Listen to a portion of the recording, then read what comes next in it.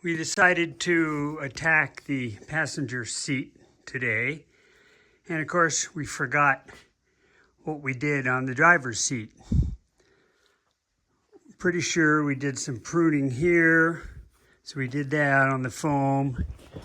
We pruned along the back, cut some off, and trimmed off some of this.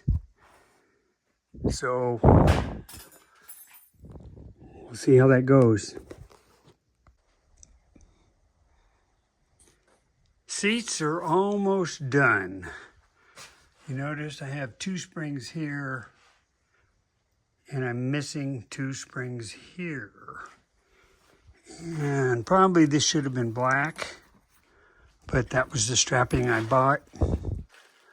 Okay, so got the slides in, got the ball in.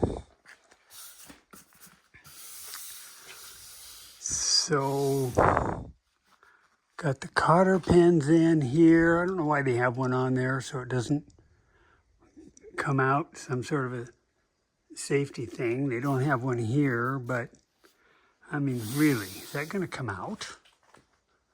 You really think that would come out? Unthread all the way? That's a little goofy thing, but that's what they did. I do have a little ding here. Darn it, but you'll never see it. We got some clips here to hold this. What I kind of weird is that this, if you notice this, it's a, what do you call this? It's a bolt with a shoulder. Okay, the shoulder goes through the frame, and over here, it doesn't. So my guess is that the frame probably should have been widened. I guess I'm not going to worry about it. But I can't get the bolt in anymore. Again, there's a shoulder on it. So somehow this frame got a little tweaked. But it's not like we're, using the passenger seat a lot. So is what it is. I'm lazy. I don't want to take it apart. Okay, so I can put the passenger seat in, and to do that, let's come over here and take a look. Open the door. I'm going to have to crawl under the car and punch holes. And I'll put an awl through there, then I'll put some tape on the 4 spots so that I can punch the carpet. Okay, get that punched. And then I'll be able to set the seat in. So that's what I'm going to do next. So the outward holes were easy, crawled underneath. I was able to put a hand from underneath and support the carpet. But the inboard ones, when you push, the carpet obviously pushed up. So I just put some weight on here. Now I'm going to crawl under and see if I can punch the hole. Passenger seat is in. What is amazing that I don't remember is how small this car is. So here you're crawling in here, getting comfortable. The knees hit the dash. Okay. So when I punched the holes and did all my work, there were 2 sets of holes. I think I chose the wrong ones because I could have moved the seat back, I think, an inch, metric, whatever, and maybe side to side. So when I do the driver's side, in fact, let's just take a look here. Well, you can't see it because of the foam, but there's some other holes here. I think they're like right there, so I can move it back. It's not much. It's about an inch. Okay, you can see that and over. But I think I'm going to do that just to get a little more room for using the pedals because it is tight. And then if we close the door,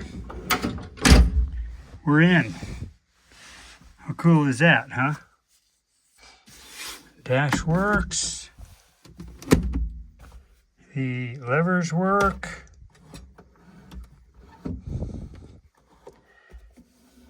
Here's the flasher. Here's the fan. Here's the choke, S brake, whatever that is. I guess it's not the choke, but safety brake. I don't know what that is. And here's the choke, which is not hooked up. The radio's not hooked up. You know, I don't care about that really. Clock doesn't work. Oh well. But we're in. Tiny. Cool. So I won't do the driver's seat until the brakes are done because I got to, you know, crawl under here. I got to get the steering column all in. And the seat would just be in the way. So really the next thing to work on is the posties on the two sides outside of the door. Got to pull the windows out. There's other ways of doing it, but heck, just pull the windows, get the nut on, the lock washer and the nut, put the glass back in, okay? So I think I'll do that tomorrow. And I did order bolts, screws for the shroud of the steering. So actually I ordered them once, they were too short, had to order again. So they should be here this week. Get that on. But getting the seat done, the passenger seat done, the one I'm sitting in, was a big deal. Thank you, Satomi, for all your help. It was a job. On a side note, which, you know, probably a lot of you know, but some tools to buy when you're doing this kind of work is a tap and die set. This is a cheap one. Orion Motor Tech, Chinese junk. They work. They're not American made. You know, you can pay 3, 4, 5 times more for good quality Japanese or American made taps and dies. Got the job done. And then this thing was really valuable. It's a thread gauge checker. So you've got male on one end, female on the other. The only downside of this is the lettering wears off. And it's really hard to see the lettering on the units themselves. Maybe there's a better one out there, but this is nice. You gotta have this. You're gonna just kill yourself if you don't. So these are two very important tools to have when you do this kind of work. And of course, being a machinist, you know, threads and taps and dies are common for me, so no big deal. But anyway, word to the wise.